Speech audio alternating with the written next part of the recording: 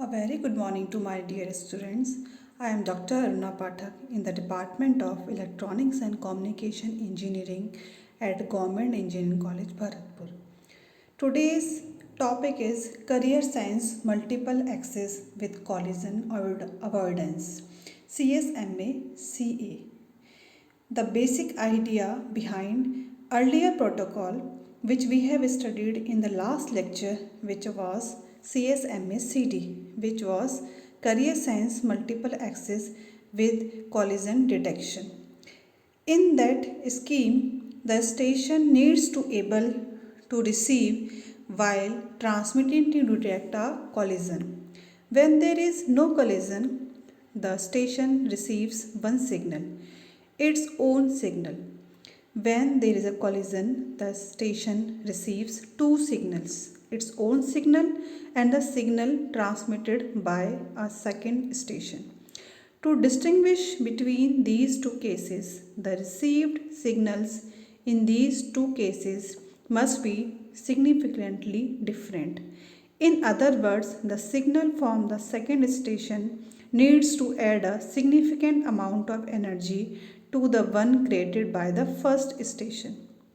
In case of wired network, the received signal has almost the same energy as the sent signal because either the length of the cable is short or there are repeaters that amplify the energy between the sender and the receiver.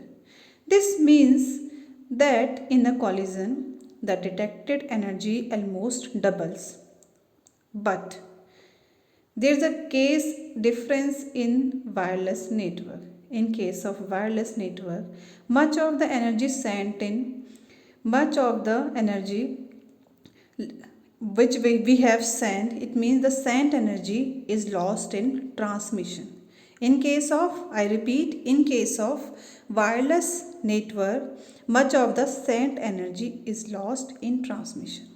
So the received signal has very little energy. Therefore, a collision may add only 5 to 10% additional energy. This is not useful for effective collision detection. We need to avoid collision on wireless networks because they cannot be detected. Career Sense Multiple Access with Collision Avoidance CSMA-CA was invented for these networks. In case of CSMA-CA, there are three strategies to avoid the collision: interframe space, the contention window, and the acknowledgements. So, this is the timing in CSMA-CA. Here we can understand this figure. First, we should understand that some terms like what is interframe space, and it means IFS, what is contention window, and third one is acknowledgement. So first we will study interframe space, IFS. First, collisions are avoided by deferring transmission even if the channel is found ideal. When an ideal channel is found, the station does not send immediately. It waits for a period of time called the interframe space or IFS. Even though the channel may appear ideal, when it is sensed, a distant station may have already started transmitting. The distant station's signal has not yet reached this station. The IFS time allows the front of the transmitted signal by the distant station to reach this station. If after the IFS time the channel is still ideal, the station can send, but it still needs to wait a time equal to the contention time, which I will describe next. The IFS variable can also be used to prioritize stations or frame times. For example, a station that is assigned a shorter IFS has a higher priority. In CSMA-CA, the IFS can also be used to define the priority of a station or a frame. So now we can understand what is IFS. Now we the priority decided by the IFS. Now we come to the next topic, contention window. After that we will understand acknowledgement, then only we can understand that diagram which I have shown you earlier. The contention window. The contention window is an amount of time divided into slots. A station that is ready to send chooses a random number of slots as its wait time. The number of slots in the window changes according to the binary exponential backoff strategy. This means that it is set to one slot the first time and then doubles each time the station cannot detect an ideal channel after the IFS time. This is very similar to the P persistent method, which I have told you in earlier lectures, except that a random outcome defines the number of slots taken by the waiting station.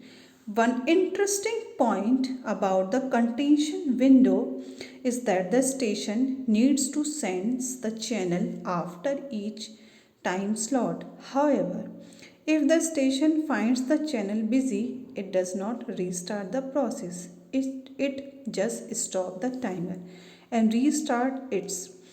When the channel is sensed as ideal, this gives priority to the station with the longest waiting time.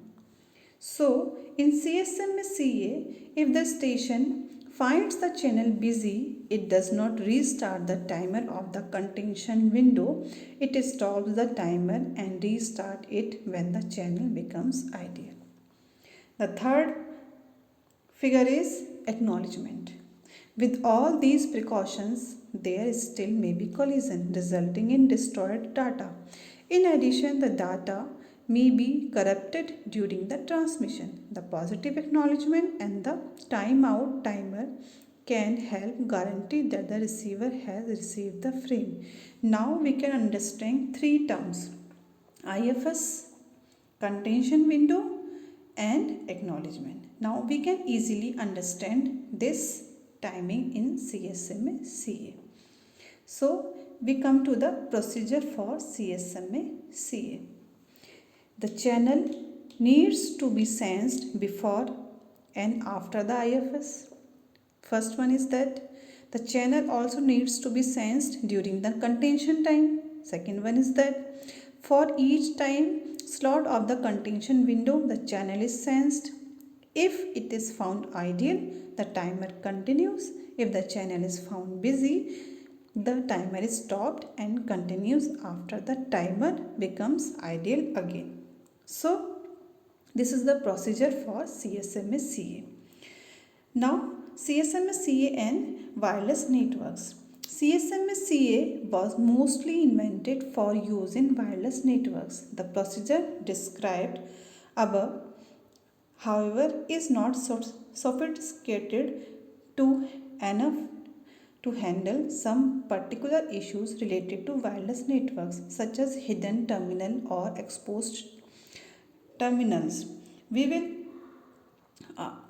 complete this in the next upcoming issues.